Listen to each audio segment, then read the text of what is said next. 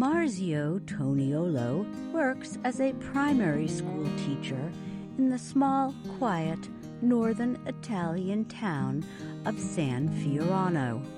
Until recently, he would usually spend his weekday mornings riding a bicycle to work and teaching children. Now he is one of about 50,000 people whose lives are on hold.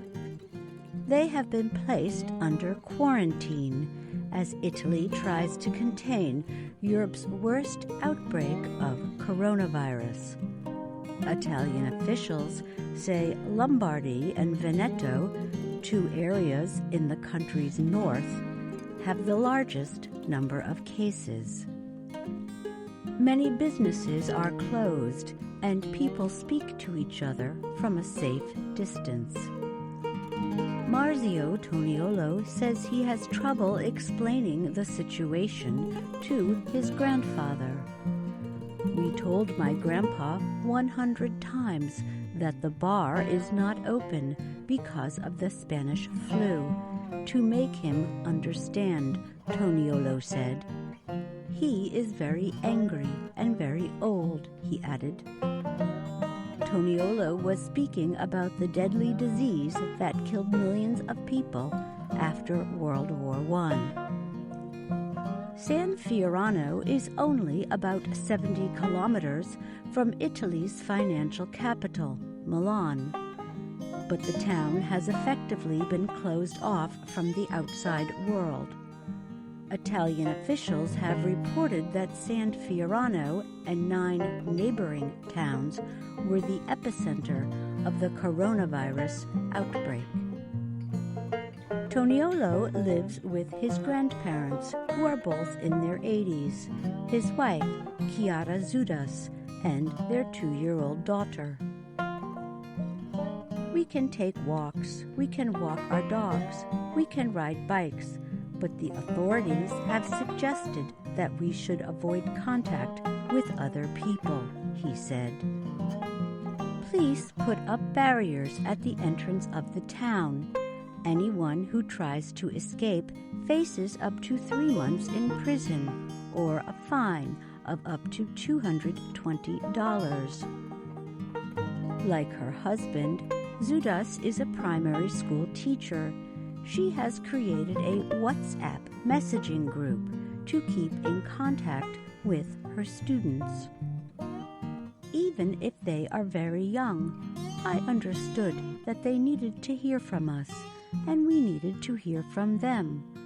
I didn't do this to carry on with the school program, but to maintain human contact, she said.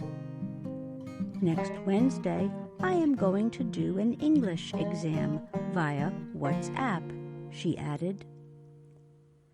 The family regularly tests body temperatures with a thermometer to make sure none of them are getting sick.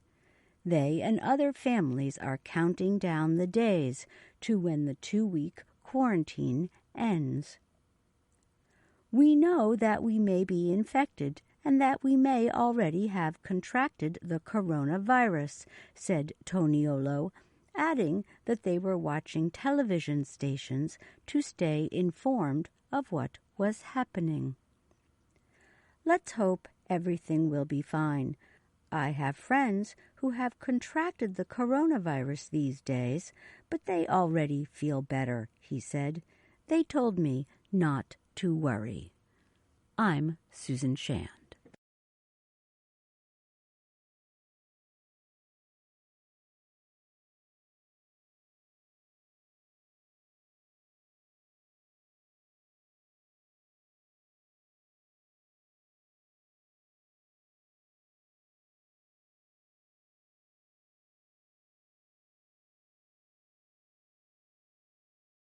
People who survive cancer during childhood and early adulthood are more likely to experience severe, life-threatening health problems later on in life.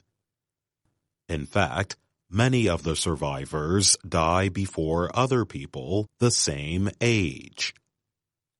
Those are findings from a recent study. A report on the study was published this month in The Lancet Oncology. Researchers followed almost 12,000 young cancer survivors and about 5,000 of their siblings for about 20 years. All of these relatives were said to be in good health. The cancer survivors were free of the disease for at least 5 years at the start of the study. Yet they were still about 6 times more likely to die during the follow-up period than their siblings. Tara Henderson was the lead writer of the report. She noted, "Before 1960, cancer before the age of 21 years was uniformly fatal, and currently, about 83% of anyone diagnosed with cancer before the age of 21 years can be cured."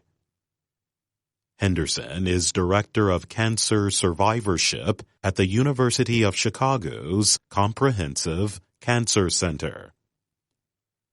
She said that doctors need to put more effort into learning the long-term side effects of cancer treatment. The Reuters news agency reported her comments. Better survival chances also mean children may have a higher risk of developing health problems as a result of tumors or cancer treatments.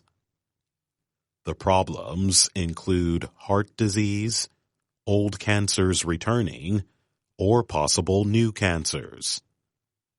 Many doctors turn to chemotherapy to treat cancer patients. They use drugs to stop the growth of cancer cells, either by killing the cells or by stopping them from dividing. Yet chemotherapy can weaken the heart muscle, and some newer targeted medicines increase the risk of heart failure. So says the American Heart Association. The group also notes that radiation can cause heart rhythm disorders and structural damage in blood vessels and heart valves. By age 45, 56% of the childhood cancer survivors diagnosed with the disease before age 15 had developed severe health problems. That compares with 39% of survivors diagnosed while growing up or in early adulthood, and 12% of siblings without any history of cancer. Death rates were also higher for cancer survivors diagnosed during childhood than for those diagnosed during adolescence or early adulthood.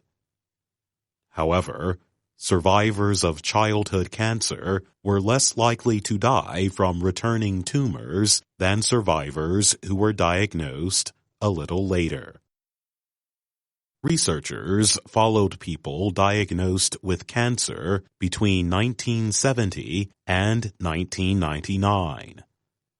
They found that it is possible that long-term results might be better for people diagnosed today because of better treatments. The researchers said that is partly because of changes designed to improve survival chances and decrease the risk of severe treatment-related health problems. One limitation of the study is that researchers lacked information on 3 kinds of cancer: tumors in the gonads, thyroid, and skin. Those 3 make up about 40% of cancers discovered in 15 to 20-year-olds. Päivi Latinmäki is a doctor with Turku University in Finland and the Karolinska Institute in Stockholm, Sweden. She noted that some cancer-related complications do not become apparent until several years following cancer treatment. In an email to Reuters, she urged cancer patients to adopt a healthy lifestyle to help make severe or life-threatening medical issues less likely to develop. She added that patients can do a number of things, including exercising, eating well, not smoking, and keeping a healthy body weight. I'm Jonathan Evans. New parents who clean their homes very often to protect their babies from bacteria and other organisms might want to cut back their efforts. A new study suggests that high levels of contact with cleaning products are linked to an increased risk of the childhood breathing condition known as asthma. Researchers asked a group of parents how often they used 26 common household cleaners during their baby's first 3 to 4 months of life. By age 3, the children who had come in contact with cleaning products the most were more likely to be diagnosed with asthma. The researchers said that children who had a lot of contact with cleaners were 37% more likely to have asthma than children with the least contact. The study also found that a lot of exposure to cleaning products caused children to be 35% more likely to have chronic difficulty breathing. In addition, they were 49% more likely to have chronic allergies. Tim Tuccaro, who helped lead the study, is a doctor with Simon Fraser University in Vancouver, Canada. He told the Reuters news service he understands that parents want to make their homes safe for their children, but he suggests that they should question the belief that their home is clean only if it smells like chemical-based cleaning products. Instead, we propose that the smell of a healthy home is no smell at all, said Tuccaro.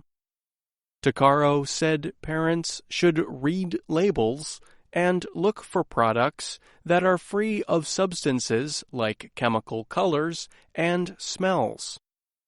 Also, they should consider natural cleaning products instead of chemical ones. The study appeared in the medical publication CMAJ earlier this month. The researchers wrote that the first months of life are very important for development of the body's natural defenses, known as the immune system. The same is true for the organs involved in breathing. Chemicals in cleaning products can cause chronic inflammation that may lead to asthma. It also may make symptoms appear more often and intensely, the researchers noted. Asthma can be difficult to diagnose with breathing tests involving young children. So researchers also tested the children's skin for allergies and asked parents how often children experienced symptoms like trouble breathing. The most commonly used cleaning products in the study were dishwashing soap, multipurpose cleaners, glass cleaners, and soap for washing clothes. The American Lung Association recommends avoiding cleaning products that contain volatile organic substances and other irritants. But companies in Canada and the United States are not required to list all the chemicals in cleaning products. Some products labeled as environmentally friendly or green may contain harmful substances. Alyssa Abrams, who wrote comments on the study, is a doctor with the University of Manitoba in Winnipeg, Canada. She admitted that the effects of cleaning products are not well understood, but she believes these products and the chemicals they contain act as irritants to growing children. Young children who spend a lot of time indoors may be at greater risk, said Abrams. The take-home message is that parents should be careful which cleaning products they use in the home, she added. I'm Pete Musto.